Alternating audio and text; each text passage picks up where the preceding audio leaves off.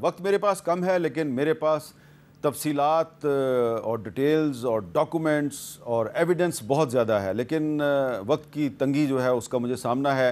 میں ایک اور کتاب کا ذکر کرنا چاہتا ہوں، یہ بہت ہی اہم تاریخی دستاویزات پر مشتمل کتاب ہے، جناح آن دا ورلڈ افیئرز۔ یہ مہر النساء علی صاحبہ نے یہ کتاب جو ہے اس کو مرتب کیا ہے۔ یہ Pakistan study centre Karachi university نے یہ کتاب شائع کی ہے۔ اس کتاب میں بہت کام کی چیزیں ہیں اور ایسی ایسی چیزیں ہیں جو پہلے کبھی سامنے نہیں آئیں، اور اس کتاب میں ایک تو قائد اعظم اور اخوان المسلمین کے رہنما حسن البنا کے درمیان بہت سی جو کورسپونڈنس ہے وہ بھی ہے، اور ایک جگہ پہ ان کی ایک ملاقات ہوئی تھی اس کا بھی ذکر ہے۔ اور اس میں آپ کو پتہ چلے گا کہ قائد اعظم جو ہیں وہ مراکش یعنی کہ موراکو کی جو تحریک آزادی کے رہنما تھے محمد بن عبد الکریم الخطابی، ان کے ساتھ بھی رابطے میں تھے، اور وہ انڈونیشیا کی تحریک آزادی کے جو رہنما تھے ڈاکٹر سویکارنو، ان کے ساتھ بھی رابطے میں تھے، اور ویتنام میں جو مزاحمت ہو رہی تھی سامراج کے خلاف اس کی بھی وہ حمایت کر رہے تھے، ویتنامی لیڈرشپ کو بھی خط لکھ رہے تھے۔ جنوبی افریقہ میں جو نسل پرستی کے خلاف تحریک چل رہی تھی انگریزی سامراج کے خلاف، وہ ان کے ساتھ بھی رابطے میں تھے، اور یہ ساری ہسٹوریکل ڈاکومنٹس اس ایک کتاب میں موجود ہے۔ اور یہ ساری جو ایویڈنس ہے یہ ان تمام ہسٹورینز کو پتہ ہے جو کہ قائد اعظم کو برٹش ایجنٹ کہتے ہیں، لیکن کیونکہ وہ انٹلیکچولی ڈس آنیسٹ ہیں، کیونکہ وہ فکری بددیانتی کا شکار ہیں، اس لیے یہ ساری باتیں وہ سامنے نہیں لاتے۔ وہ کیا کہتے ہیں جی، یہ بتاؤ جی کہ وہ قائد اعظم جو ہیں وہ اگر اتنے انقلابی رہنما تھے تو کبھی گرفتار کیوں نہیں ہوئے؟ اور ایک صاحب تو ایسے بھی ہیں وہ چیلنج کرتے ہیں، بتائیں جی آل انڈیا مسلم لیگ کا کون سا رہنما تھا جو 1 منٹ کے لیے بھی گرفتار ہوا تھا؟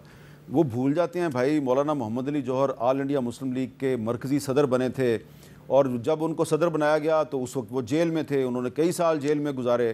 مولانا حسرت موہانی آل انڈیا مسلم لیگ کے صدر بنے تھے اور وہ بھی کئی دفعہ جیل میں گئے تھے۔ میں بہت سے نام آپ کو پیش کر سکتا ہوں، لیکن جو قائد اعظم جیل نہیں گئے تو اس کی ایک وجہ یہ تھی کہ وہ ہمیشہ قانون کے اندر رہے۔ وہ ایک وکیل تھے، بیرسٹر تھے، قانون کے اندر رہ کے وہ ہمیشہ مزاحمت کرتے تھے، جدوجہد کرتے تھے۔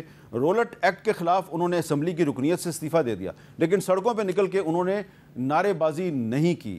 کانگریس کی لیڈرشپ کیوں گرفتار ہوئی تھی؟ کیونکہ کانگریس نے ایک ڈرامہ کیا تھا 1942 میں، 1942 میں انہوں نے سول نافرمانی کی تحریک چلائی تھی، اور جب سول نافرمانی کی آپ تحریک چلائیں گے تو آج کے پاکستان میں چلا کے دیکھیں نا، اعلان کریں نا، آپ کو پکڑ لیں گے، گرفتار کر لیں گے۔ تو اس وقت تو انگریزوں کی حکومت تھی، تو انہوں نے سول نافرمانی کا اعلان کیا تو انگریزوں نے ان کو گرفتار کیا اور پھر اس کے بعد چھوڑ دیا۔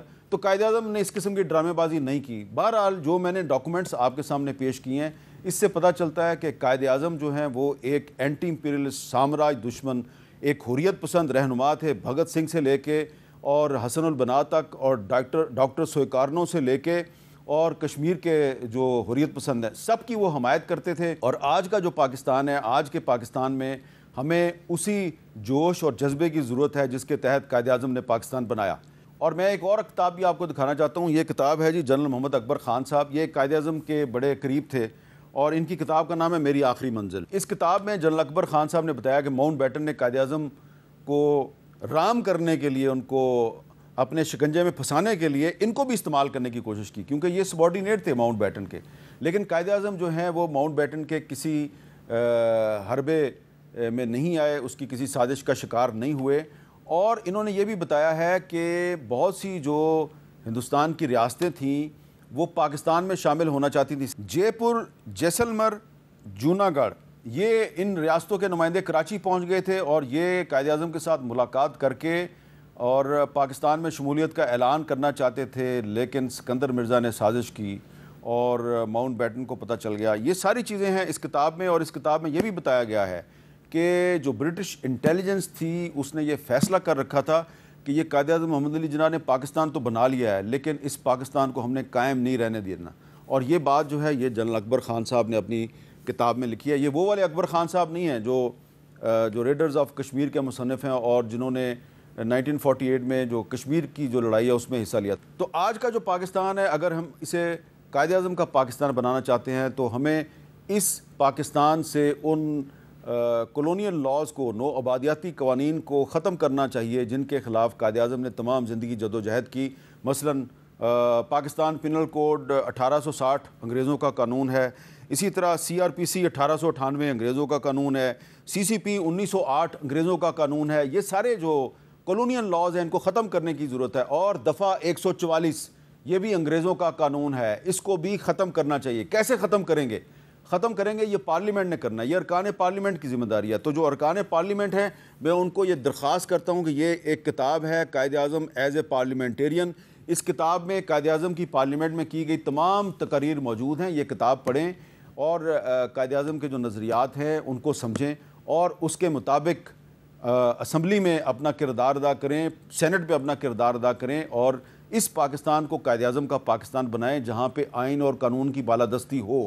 اگر پاکستان میں آئین اور قانون کی بالادستی نہیں ہوگی اور تمام ادارے جو ہیں انہوں نے آئین اور قانون میں متعین کردہ حدود کے اندر رہ کے کردار ادا نہ کیا تو پھر یہ آپ قائد اعظم کے نظریات کی خلاف ورزی کریں گے اور جو 14 اگست کی اصل روح ہے اس کی بھی خلاف ورزی ہے.